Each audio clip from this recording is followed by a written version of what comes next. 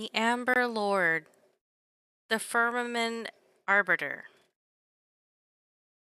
They are Qlipoth, the Preservation. Hey Trailblazers! LoreHunterFenri here with a look into our next Aeon, Qlipoth, the Preservation.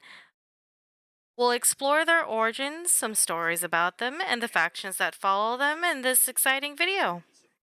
A quick warning, as always, this video will contain spoilers from events throughout the game. Don't say I didn't warn ya.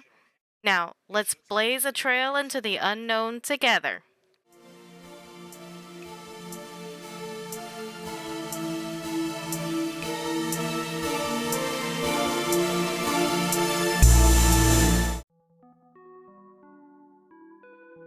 Qlipoth is the oldest amongst the Aeons and is quite indifferent to mortals, choosing to share power to those who are extremely devoted to them.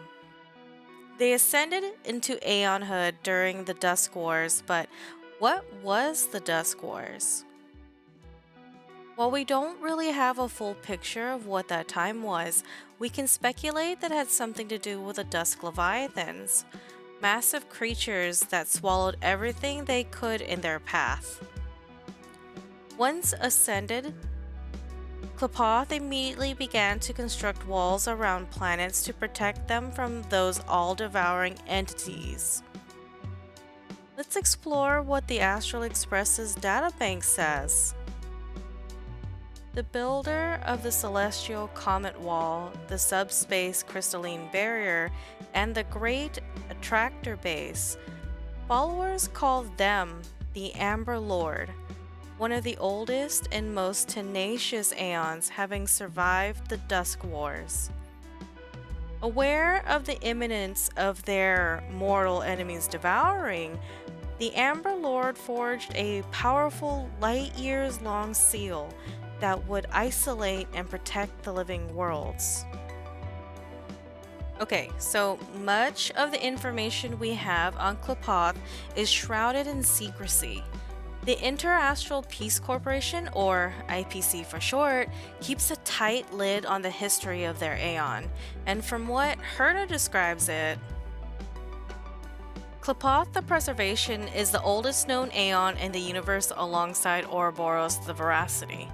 I was once very interested in Qlipoth, as the first 2 centuries in the Amber Era were almost completely blank. What creature is this giant rock/amber? Where did they come from? How did they become an Aeon?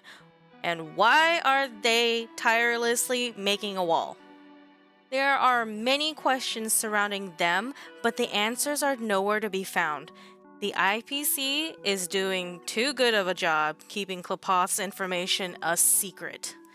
These people regard the Amber Lord as the one true god and allow not even the smallest transgression towards the Aeon. I didn't get any useful information out of the IPC. In contrast, the Intelligentsia Guild has a lot less respect for the Preservation. According to Cleo, the editor, the period between AE 0 and 180 was not as much a blank as the IPC had claimed. Many archaeological discoveries prove that Leviathans were still active in the early days after the Preservation ascended, which goes against the IPC's official line that the Dusk Wars ended with the birth of the Amber Lord. There is even a hypothesis that other Aeons already existed before Qlipoth did. I can tell that the IPC won't fund such research from a mile off. Using threats to withdraw funding, the IPC coerced the Astral Ecology School to give up on these archaeological projects, and that's why I'm no longer interested in Qlipoth. The IPC is just too annoying. Well, there you have it. The IPC really hates it when people question their Aeon, even though their ideas about the universe doesn't align. But we'll touch on the IPC in a later part of the video.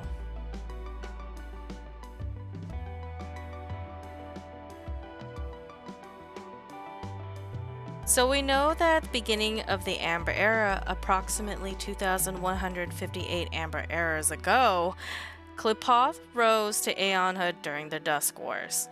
They pledged to build walls around the planets, hoping to isolate them from each other and to repel the Leviathans. After their ascension, various people began to notice the Aeon and started to follow in their footsteps. Some took active action and inspiration from Qlipoth themselves. They began to build walls around their cities and planets for what they believe their Aeon has foretold, a calamity that threatens the entire universe. These people were given the name the Architects. Not only did they actively participate in the Dusk Wars, they also took a role in the Swarm disaster. At the height of the disaster, Enna the Order sent an invitation to Qlipoth. An agreement was struck that Qlipoth would aid the Aeons in their battle with Tazenroth and their swarm. Qlipoth took the hammer they used to build a wall and began to dismantle and dilute the Aeon of propagation. The Aeons of elation and harmony watched on as the Aeon of preservation's rage grew, their hammer continuously striking their common enemy. They stripped Tazenroth of their shell, body, and heart, while their blood and primordial eggs spilled forth, further diluting their powers. Finally, after being reduced to pieces, the Aeon of Preservation sealed the Aeon of Propagation's remains in amber. This was the only known recording of an Aeon-on-Aeon fight to the bitter end. Pretty gruesome tale if you ask me.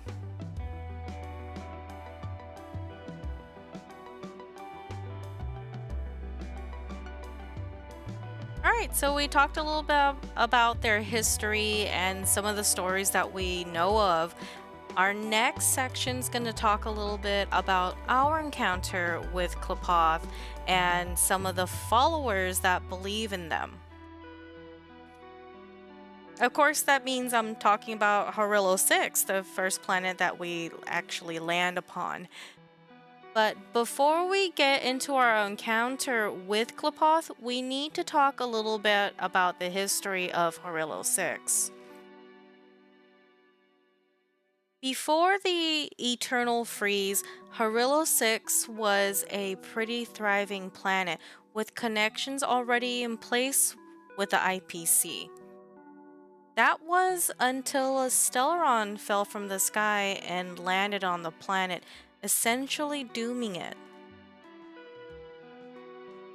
Talk about doomsday conspiracies spread about, and many people began to flee the planet.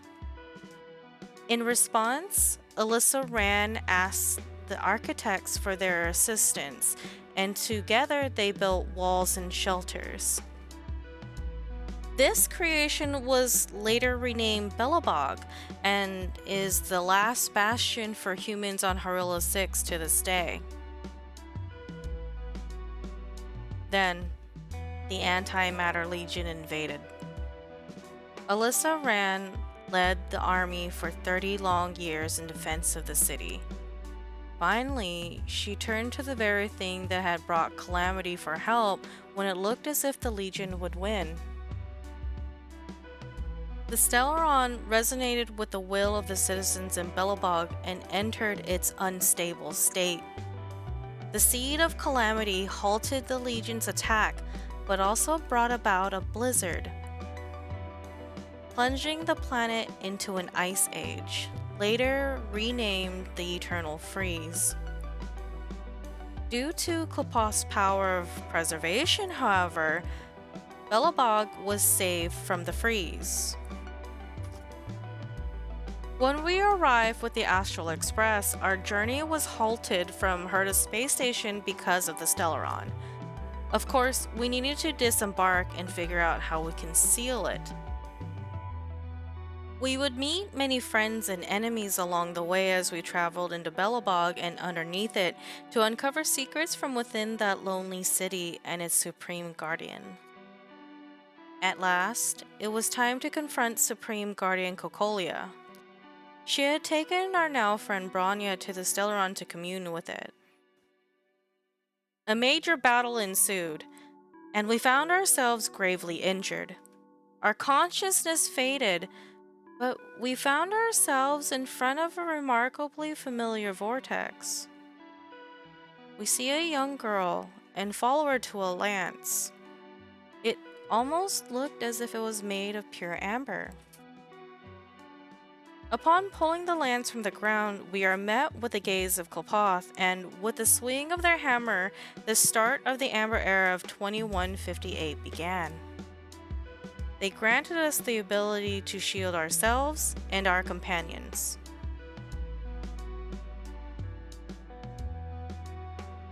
Alright, we had quite a bit of storytelling there, but we got a cool looking lance out of it. Now, we need to discuss the two factions that follow Qlipoth. First up is the Architects. Let's take a look at what the databank says about them and Qlipoth. Legend has it the Aeon of Preservation Qlipoth is the oldest Aeon.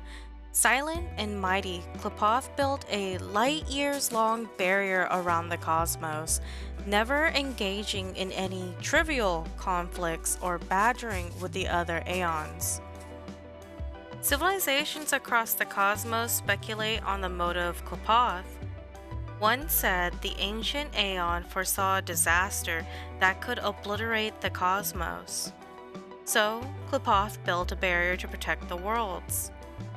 One said Qlipoth was willing to slave for other Aeons and was ordered to build walls for them. There is no way to verify the truth, but Qlipoth's tireless actions moved the mortals. They spontaneously gathered in groups to build a barrier to protect their planets. Some architects have claimed to feel the protective gaze of the Aeon upon them. They liken it to a gaze of approval, tinged with the warmth of the forge and the smell of lime. The annihilation of a single star can devastate planets thousands of light years away, pushing them to the precipice of extinction.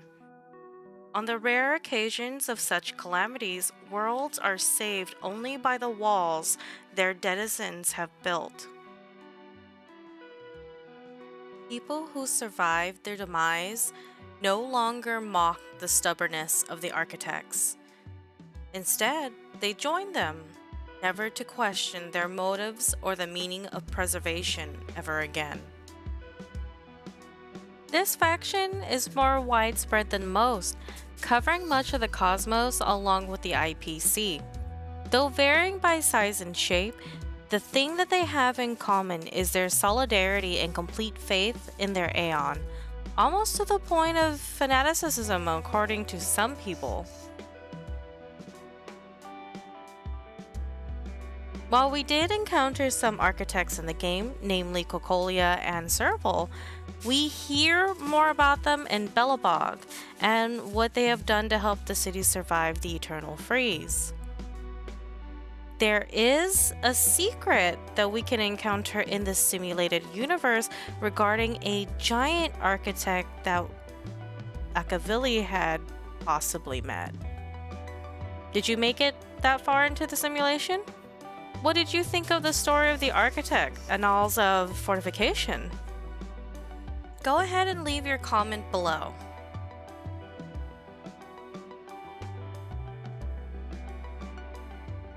The second faction that we'll talk briefly about is the Inter-Astral Peace Corporation, and boy do I got some juicy lore for you about them. First, let's peek again into what our databank already knows. To outsiders, the IPC is an enormous consortium advocating free trade. From a business perspective, the IPC is a business that issues money and monopolizes resources. From a startup perspective, the IPC is a selfless support group dedicated to the Aeon of preservation. When many astral citizens talk about the IPC, they talk about its ubiquitous merchandise and logo. It's as if the IPC exists whenever there is a transaction. In fact, almost all business transactions in the cosmos are based on the credit system created by the IPC. If one were to compare interastral trade to a sports competition, the IPC would be the top athletes as well as the sports, the venue, and the rules themselves. Its absolute dominance over wealth and relentless expansion has given the IPC the image of a conspiratorial business dictatorship. But the IPC pays little attention to lowly ambitions such as dictatorship because its spirit hasn't wavered since its creation. Give everything to the Amber Lord Qlipoth. Can you believe that's only a portion of what the databank holds about the IPC? So the company itself is separated into 7 major departments: the Marketing Development Department, the Business Consolidation Department, the Strategic Investment Department, the Building Material Logistics Department, the Technology Department, the Talent Motivation Department, and the Traditional Project Department. I won't go into too many details about each department in this video, unfortunately, but hey, if you all want to learn more about the workings of the IPC, I'll gladly do another video on just them. Drop a like. If I get to 10 likes, I'll dive deeper into the IPC rabbit hole. They started out as a group of faithful Aeon worshippers that formed a support team to transport goods to Qlipoth to help build the celestial comet wall. The support team would then go to other planets to gather and barter for construction materials, but things didn't really go as smoothly as they thought. As Herta put it in her manuscripts, first, the support team flew to an unfamiliar planet. They were lucky to find the planet inhabited by a friendly race who received them warmly. The support team said, "Respected companions of the cosmos, the universe is facing destruction, and our Aeon is building a wall spanning across light years to protect the cosmos. We urge you to take part and join in on the construction." The aliens replied, smiling, "Wow, that sounds extraordinary. What can we do to help?" The support team says, "We need wood, stones, rebar, cement, titanium, anything and everything that can be used in construction. We want them all." The aliens reply, "Good, we have a lot of these materials. What will you use to trade for them?" And this is when the first landmark of economics was born, the trade of resources. The support team says, "Oh, we have a lot of wood, stone, rebar, cement, titanium, anything and everything that can be used to build stuff. We have it all." The alien replies, "This kind of trade would be pointless."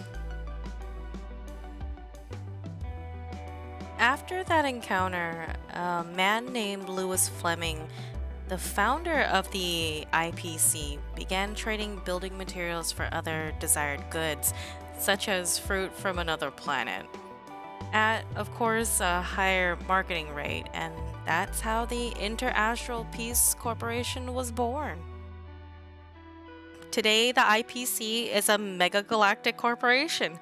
No matter where we went in the game, the IPC had their hands on that location somehow. Herta's space station is funded by the IPC. Harilla 6 once had IPC technology there before the Eternal Freeze. They still have some of that technology, but it's severely outdated. You can find a few IPC workers on the Lofu. trying to garner support for the preservation, and finally, you can encounter the IPC on the Planet of Dreams, Penacony. When I say their reach is long, I mean it's long.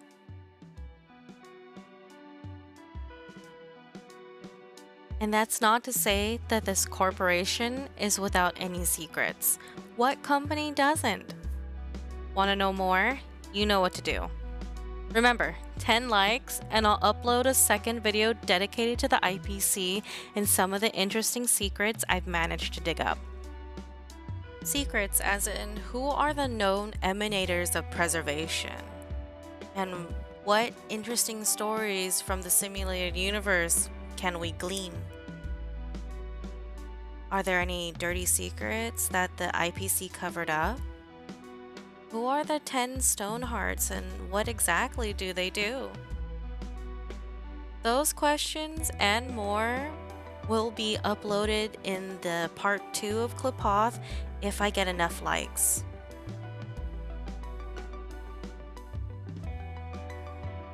Alright, Trailblazers, that was our look into Qlipoth's history and some of their known lore. I do hope you like this dive into HonkaiStarRail's lore-rich world. The next Aeon we will cover is Fully the Remembrance. If you did enjoy this video, consider subscribing. Please like, comment, share, and hit the bell icon for notifications on when I do upload another video. I post lore videos every other Wednesday. For now, this has been your host, LoreHunterFenri, and I'll see you amongst the stars.